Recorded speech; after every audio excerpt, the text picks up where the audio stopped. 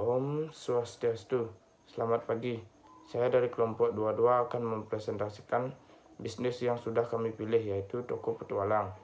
Sebelum lanjut ke materi, izinkan saya memperkenalkan kelompok saya. Saya sendiri Gede Duta Adiwangsa NPM 1732121052 dan teman saya Kadek Bramdika Ada NPM 1732121041. Baik, saya akan membacakan materi yang sudah kami buat. Bab 1. Pendahuluan. A. Latar belakang. Merintis atau memulai sebuah usaha bukanlah hal yang sangat mudah. Tidak semudah membalikkan telapak tangan. Perlu pertimbangan yang matang. Selain pertimbangan modal, sasaran, peluang, calon wirausaha juga perlu menyiapkan mental. Untuk itu, calon wirausaha perlu berpikir matang-matang, menyusun strategi dan membuang rasa malu maupun was-was akan takut gagal. Padahal kita tidak akan pernah tahu usaha kita akan gagal atau tidak sebelum kita mencoba. Dan kita tidak akan pernah merasakan keberhasilan jika kita takut gagal. Ada sebuah pepatah yang mengatakan bahwa kegagalan adalah kunci keberhasilan. Sebelum bisnis baru dimulai atau dikembangkan, harus diadakan penelitian apakah bisnis yang akan dirintis atau dikembangkan menguntungkan atau tidak. Bila menguntungkan, apakah keuntungan tersebut memadai dan dapat diperoleh secara terus-menerus dalam waktu yang lama? Secara teknis mungkin saja usaha tersebut layak untuk dilakukan, tetapi secara ekonomi dan sosial kemungkinan kurang memberikan manfaat. Dalam hal ini akan dipaparkan dalam makalah ini mengenai studi atau analisis penilaian kelayakan usaha. B. Pokok masalah. Terkadang dalam praktiknya, yakni dalam menjalankan usaha, tentu akan menemui suatu kendala, hambatan-hambatan, dan risiko yang mungkin timbul setelah usaha berjalan. Dengan demikian, perlu untuk dilakukan pengidentifikasian terhadap masalah-masalah yang mungkin akan dihadapi dan dicari solusinya. Dalam kesempatan ini kami mencoba untuk menganalisis dan melakukan studi atau usaha Toko Petualang sebagai pembelajaran dan kemudian menilai layak atau tidak usaha ini untuk dijalankan, bahkan mungkin dilakukan pengembangan. C. Tujuan. Adapun tujuan dari dilakukan studi ini terhadap usaha warnet ini adalah 1. Menghindari risiko kerugian. Untuk mengatasi risiko kerugian pada masa yang akan datang harus ada semacam kondisi kepastian. Kondisi ini ada yang dapat diramalkan akan terjadi atau terjadi tanpa dapat diramalkan. 2. Memudahkan pelaksanaan pekerjaan. Berbagai rencana yang sudah disusun akan sangat memudahkan pelaksanaan usaha. Pedoman yang telah tersusun secara sistematis menyebabkan usaha yang dilakukan dapat tepat sasaran dan sesuai dengan rencana yang sudah disusun. 3. Untuk mengetahui kondisi usaha dan dampak atau masalah yang mungkin terjadi dari didirikannya usaha ini, baik dari aspek hukum, pemasaran, keuangan, lingkungan, dan lain sebagainya. D. Manfaat. Melatih serta meningkatkan pengetahuan mahasiswa dalam penulisan paper dan sebagai pedoman jika ingin memulai usaha bisnis. Bab 2. Pembahasan. A. Landasan teori.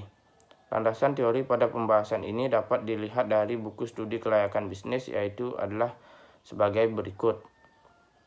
Aspek hukum meliputi kelengkapan surat-surat dan keabsahan dokumen perusahaan. Aspek pemasaran meliputi strategi pemasaran yang dilakukan.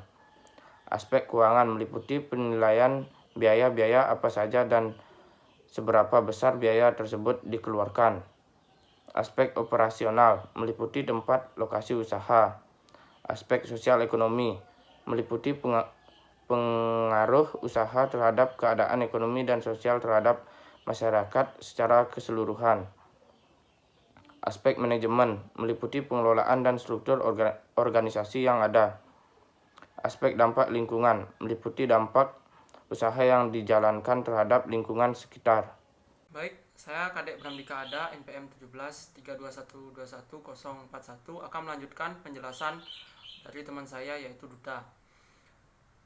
Selanjutnya yaitu poin B, data perusahaan.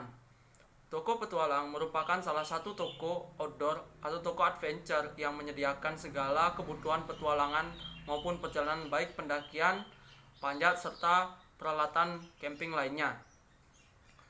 Toko ini berada di Jalan Ponegoro, nomor 37, Kecamatan Dauhpuri, Kangin, Kota Denpasar. Dalam operasionalnya, ada 1 penjaga kasir serta 3 orang yang membantu saat seseorang mencari barang yang dibutuhkan.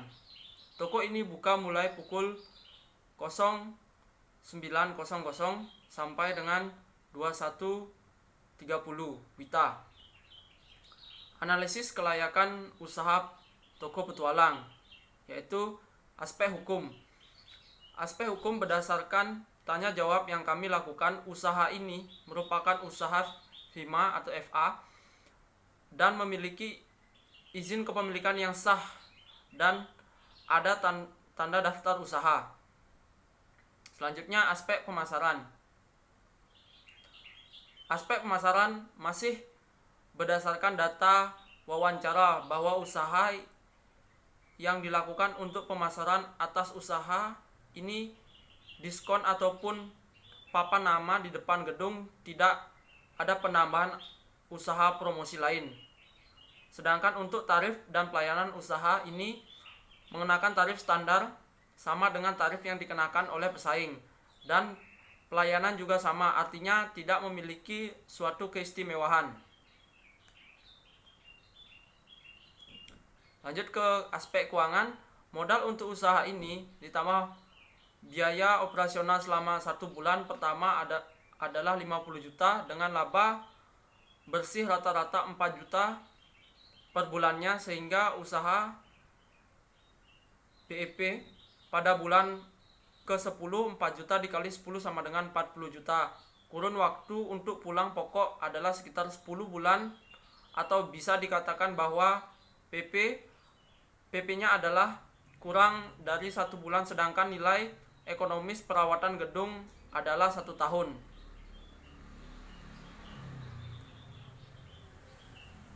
Lanjut ke aspek operasional.